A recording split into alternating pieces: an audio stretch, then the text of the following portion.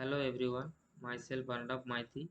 I am intern in PCS Global Pvt Limited in Python domain. Python is object-oriented language, and this language is very easy to learn.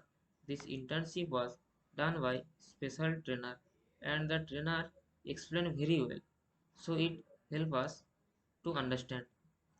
I would like to talk about Python, which I learned the previous classes.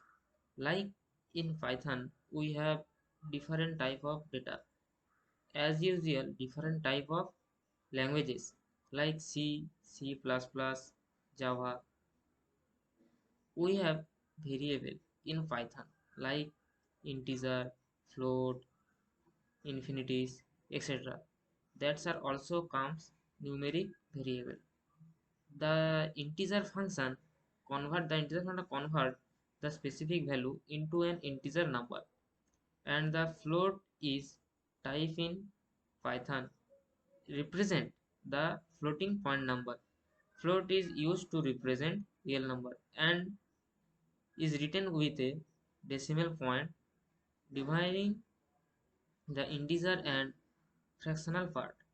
Are also learned many other things previous classes. That's all. I had learned basic of Python in the previous classes. Thank you so much.